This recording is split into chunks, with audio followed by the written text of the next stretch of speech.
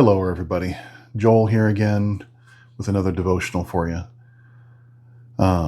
Verse for this video is Luke 23:31. It's an interesting verse. I don't think I remember reading this verse. It's kind of a weird one.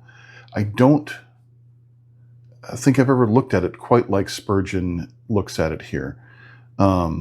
And I know I've read Luke before, all the way through, but sometimes things just stick out to you differently on subsequent readings.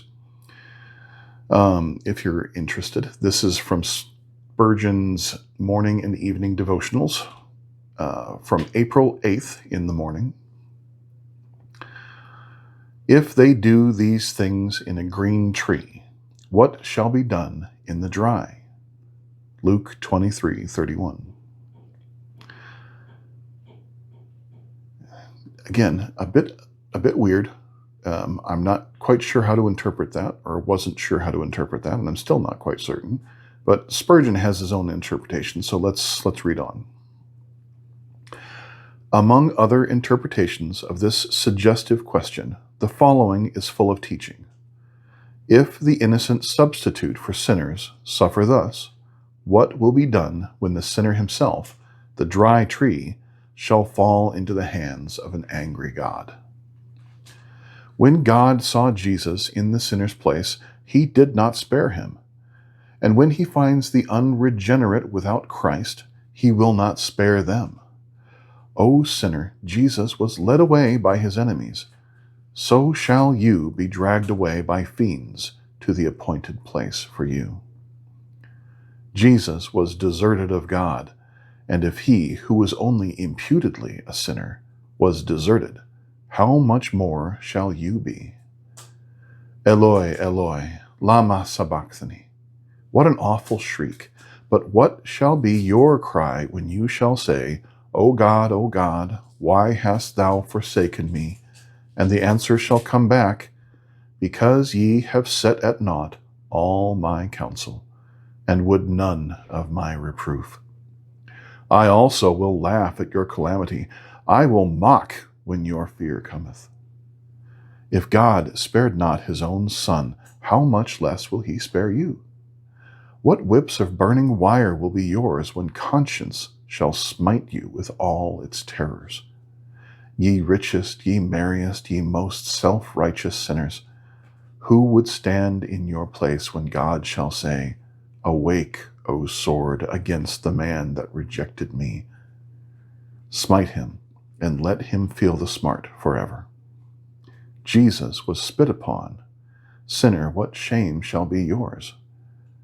We cannot sum up in one word all the mass of sorrow which met upon the head of Jesus who died for us. Therefore, it is impossible for us to tell you what streams, what oceans of grief must roll over your spirit if you die as you are now. You may die, so you may die now. By the agonies of Christ, by his wounds and by his blood, do not bring upon yourselves the wrath to come. Trust in the Son of God, and you shall never die.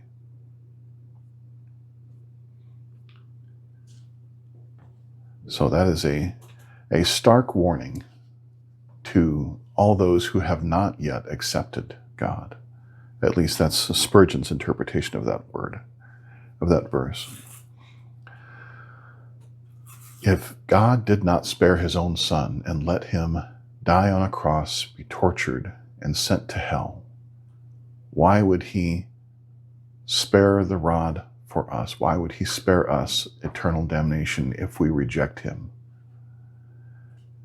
And the answer is he wouldn't. He would definitely send us to hell if we do not accept the sacrifice that Jesus made for us.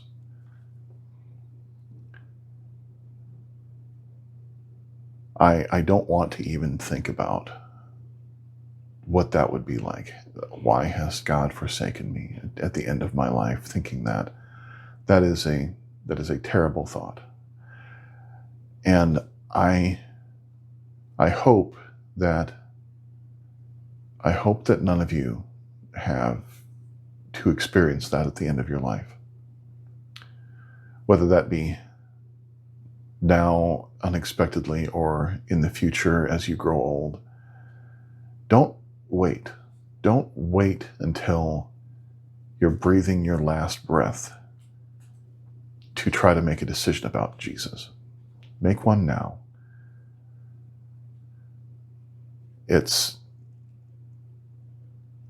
God's wrath is not something to be trifled with. And we need to make sure that we are right with God and that our hearts are set on Him. I hope that helps somebody out there. And I hope that if you're watching this, you come to a better understanding of who God is and who Jesus is. God does not want to send you to hell, but He will if you do not accept what His Son did for you on the cross. To be clear, God does not want to send us to hell. He is a loving God. But God is also holy, and He cannot stand the presence of sin. We cannot stand in His presence if we have sinned, if we have not covered ourselves with the blood of Jesus. So if we end up standing before Him in our sinful form, without the blood of Jesus covering us, then He will say, "Away from me, I never knew you." And we will end up in hell burning with the demons. We need to try to make sure that we do not end up there, because He has given us the choice.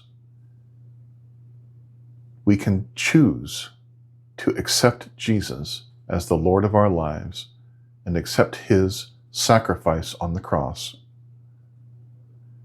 or we can choose to reject Him and spend eternity in hell.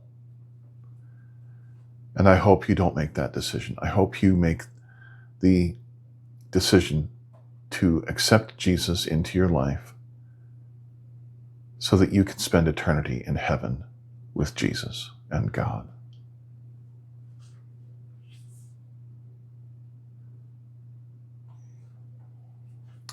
On that note, I hope you have a wonderful evening. If you got any questions, please leave them below. I'll try to answer any I can. And I hope you have a wonderful evening.